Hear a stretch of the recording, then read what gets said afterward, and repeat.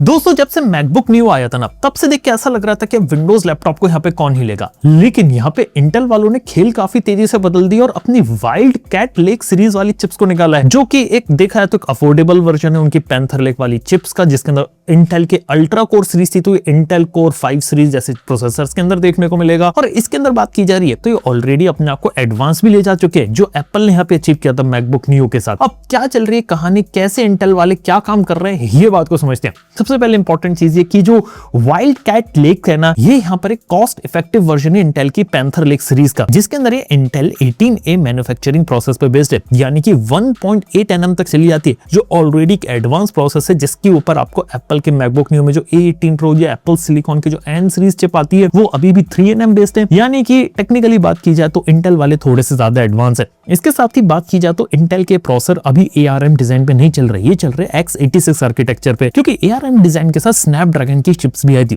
लेकिन स्नैपड्रैगन वाले लैपटॉप क्यों मार्केट में फेमस नहीं, क्योंकि आज भी कंपैटिबिलिटी इश्यूज हैं कई सारी एप्लीकेशंस और पुराने लेगेसी सॉफ्टवेयर के साथ, और यही चीज इंटेल वालों ने फिक्स करी। इंटेल वालों ने पहले तो x86 डिजाइन रखा आर्किटेक्चर, जिस कारण से कोई भी एप्लीकेशन अभी विंडोज के लिए बनी सारी चलाई जा सकती है। लेकिन आपको अच्छी बैटरी लाइफ और अच्छी परफॉर्मेंस चाहिए तो वो भी हम वहां पे आपको निकाल कर देंगे। ये कमाल इंटेल ने करके दिखाया। अगर हम लोग बात करें जो नए वाइल्ड कैट लेक सीरीज आए तो उसका जो डिजाइन है ना, ये 6 कोर का आर्किटेक्चर लेआउट देखने को मिलता है, जिसके अंदर कुछ 2 कोगर कोफ कोर्स को बोला गया। ये बेसिकली परफॉर्मेंस कोर दिए गए जब आपको परफॉर्मेंस की जरूरत हो। इसके साथ ही 4 डार्क माउंट कोर्स को भी बोला गया, और ये डार्क माउंट का मतलब है लो पावर एफिशिएंसी, यानी कि बिल्कुल ही लाइट वेट टास्क या लैपटॉप जब तक आइडियल रहेगा ना तब तक ये ऑपरेट करेंगे, जिससे ओवरऑल यहाँ पे रहेगा कि आपको काफी अच्छी बैटरी लाइफ इधर देखने को मिलेगी। और अगर हम लोग बात करें इसके ग्राफिक परफॉर्मेंस की, यहाँ पे आपको नेक्स्ट जनरेशन के Xe3 GPU देखने को मिलते हैं। यहाँ पे टेक्निकली देखा तो 2 ग्राफिकल कोर से थोड़े से कम लगते हैं, और इंटेल के जो high and panther lake chips थी उसके अंदर आपको 12 कोर्स देखने को मिलते थे GPU के। और देखा जाए तो मैकबुक न्यू या दूसरे एप्पल के सिलिकॉन आती है उसके कंपैरिजन में GPU यहाँ पे थोड़ा सा वीक लगता है। इसके अलावा जो मेजर हथियार है इनका वो है इनकी AI फीचर्स, यानी कि AI के अंदर जो टॉप्स होते हैं तो अराउंड ये 17 नेटिव टॉप्स को सपोर्ट करेगा, और अप टू 40 टॉप्स के ऊपर जा सकता है पूरे प्रोसेसर GPU अगर सबको यूटिलाइज कर सकता है। और ये एक अच्छी चीज है अगर ऑन डिवाइस या फिर माइक्रोसॉफ्ट का जो कोपायलट प्लस PC होता है जो आपके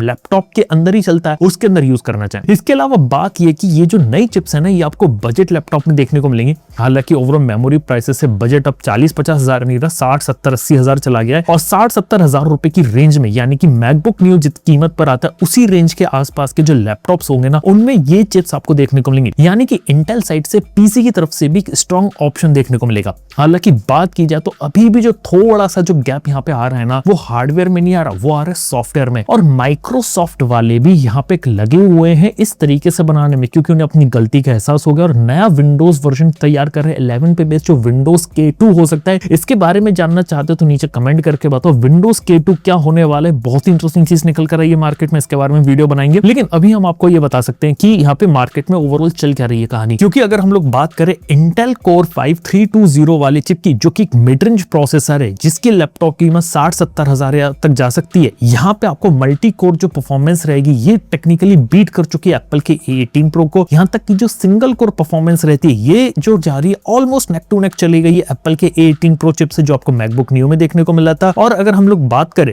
तो मैकबुक न्यू के साथ अगर हम लोग बात करें तो यहाँ पे एक जगह जो आगे निकलता है वो निकलता है उसकी चिप के अंदर जो TDP रहता है, 3 से 5 वॉट का TDP रहता है। यहाँ पे बोला गया है कि जो बेस TDP रहेगा इंटेल कोर 5 के साथ वो रहेगा अराउंड 15 वॉट का, आइडियल स्टेट में जा सकता है 11 वॉट तक, और पीक परफॉर्मेंस के अंदर मैक्सिमम आउटपुट निकल सकता है 35 वॉट का। और देखा जाए तो कुल मिला के बात है कि हाँ, एप्पल वाले शायद थोड़ी सी इसके अंदर ज्यादा लॉन्जेटिविटी दे दे, ज्यादा अच्छा बैटरी लाइफ दे, अच्छी कंसिस्टेंट परफॉर्मेंस देखने को मिलेगी, और ओवरऑल जो चिप रहेगी काफी ज्यादा कूल रहेगी विंडोज साइड के अंदर भी, और विंडोज साइड में भी ऐसी कोई चीज को यहाँ पे पीछे नहीं हटने वाली। इसके अलावा बात करें जो अभी OEM से इसके लैपटॉप्स वगैरह को अनाउंस करेंगे तो उनके ऊपर डिपेंड करता है कि बिल्ड क्वालिटी वगैरह का यहाँ पे कैसा ख्याल रखते हो, किस तरीके का प्रोडक्ट निकालते, क्योंकि डेफिनेटली इंटेल वालों ने चिप तो बना दी, लेकिन अब PC मेकर्स के हाथ में कि बाकी चीजें कैसे काम करती हैं। क्योंकि सच बात है कि एप्पल का जो मेजर हथियार था वो थी उसकी चिप, उसके बाद उसका हार्डवेयर और सॉफ्टवेयर पे कंट्रोल। PC इंडस्ट्री में हार्डवेयर और सॉफ्टवेयर पे अभी भी कंट्रोल नहीं है। इंटेल वालों ने चिप अच्छी बना दी, लेकिन माइक्रोसॉफ्ट को सॉफ्टवेयर सही करना पड़ेगा, और जो आपके PC हार्डवेयर OEMs है उन्हें अपना लैपटॉप सही करना पड़ेगा, जिसके अंदर आपको अच्छी बिल्ड क्वालिटी देखने को मिले, अच्छी परफॉर्मेंस देखने को मिले, और ओवरऑल डिजाइन रहे तो काफी ज्यादा कूल रहे। अगर ये चीज को यहाँ पे अचीव कर लिया जाता है तो बहुत ही ज्यादा अच्छी और एक सॉलिड बात यहाँ पर हो सकती है। इसके अलावा मैकबुक न्यू के बारे में खास बात यहाँ पे पता चली कि एप्पल को एक्सपेक्टेशन नहीं थी कि मैकबुक न्यू बहुत ज्यादा हिट हो जाएगा और इतना ज्यादा बिक जाएगा, क्योंकि एप्पल ने बहुत ही लिमिटेड रन किया था इसका।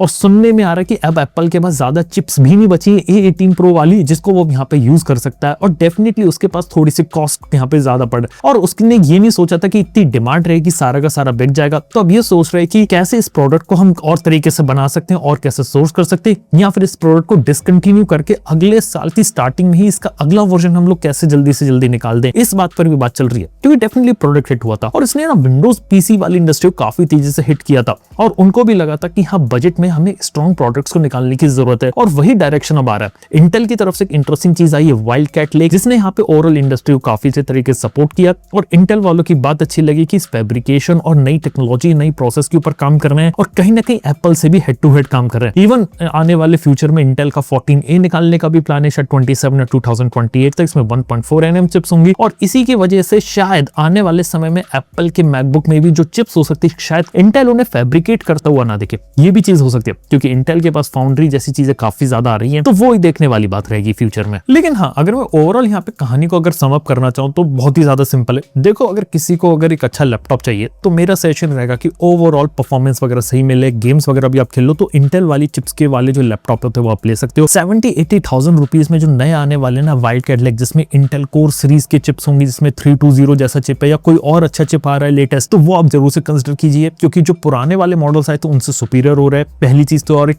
लीप यहाँ पर लिया गया है। अगली चीज यहाँ पर ये कि अगर 70-80 हजार रुपए से अगर ऊपर बजट जा रहा है, और डेफिनेटली अगर आप एप्पल के इकोसिस्टम में जा सकते हो, मैक ओएस के साथ खेल सकते हो, डेफिनेटली मैकबुक को कंसिडर किया जा सकता है। और मार्केट में 70-80 हजार रुपए में पुराने मैकबुक भी अवेलेबल है, तो वो काफी अच्छी वैल्यू फॉर मनी बना रहे हैं। तो जब तक वो मार्केट में उन्हें आप लेना चाहो तो ले सकते हो। विंडोज पीसी चाहिए तो हाँ वेट कीजिए थोड़ा सा, बहुत अच्छे लैपटॉप्स आएंगे, लेनोवो, HP, एसर, एसोस सब निकालने वाले, उसके बाद काफी अच्छी वैरायटी मिलेगी। और एक अच्छी बात यह कि यहाँ पे लगभग 40,000 रुपए से शायद इसके लैपटॉप शुरू हो सकते हैं और 80,000 तक जा सकते हैं। यानी कि जो मास मार्केट होता है ना उसे कैप्चर करेंगे, और एक डिस्ट्रप्शन होता है ना कि आपको हर एक प्राइस पैक कैटेगरी में कुछ ना कुछ आपको देखने को मिल रहा है, तो आपको वैरायटी ज्यादा देखने को मिलेगी और आपको ऑप्शन ज्यादा मिलेंगे कि आप यहाँ पे क्या चूज कर सकते हो। लेकिन अगर आप एप्पल में जाना चाहते हो तो हाँ ओवरऑल तो ये कि 60-70 हजार या 80,000 तक तो खर्च करना ही पड़ जाता है ओवरऑल, और वहां पे ना ओवरऑल आपको एक प्रोडक्ट तो सही मिलता है, इसे आप लंबे समय तक यूज कर सकते हो, लेकिन ऑप्शन थोड़े से रिड्यूस हो जाते हैं। हालांकि मैक ओएस, विंडोज दोनों की अपनी अपनी कहानी चल रही है, कभी और इसके बारे में बात करेंगे। लेकिन आप देख के लग रहा है कि पीसी इंडस्ट्री भी धीरे धीरे यहाँ पर कैचअप कर रही है। तब देखने वाली बात है, क्योंकि मैकबुक का जो शेयर होता है इंडिया में धीरे धीरे राइज कर रहा है, पीसी का तो बहुत ही ज्यादा हाई, अभी उसको कैचअप नहीं कर पाए। लेकिन फ्यूचर में क्या मैकबुक वाले पीसी को कैसे कंपीट करते हैं, और अभी इंटेल की तरफ से नए चिप्स आए हैं, लेकिन क्या AMD की तरफ से भी कुछ आता है, और ओवरऑल जो OEMs होते हैं वो किस तरीके के प्रोडक्ट निकालते हैं, अगर बिल्ड क्वालिटी हार्डवेयर भी अच्छा करे और विंडोज अपने सॉफ्टवेयर को और बेटर करे, तो यहाँ पे जो कहानी रहेगी ना पीसी इंडस्ट्री में वो भी काफी ज्यादा इंटरेस्टिंग और मजेदार हो सकती है। बाय द वे बात की जाए तो इंटेल वालों ने सही काम किया, इसके बारे में हमने बात करी है। बाय द वे अगर आप किसी और इन्फॉर्मेशन के बारे में जानना चाहते हो तो नीचे कमेंट करके बता सकते हो। थैंक यू बने रहने के लिए। मैं आपसे मिलता हूं अपने नेक्स्ट वीडियो के अंदर। Good bye.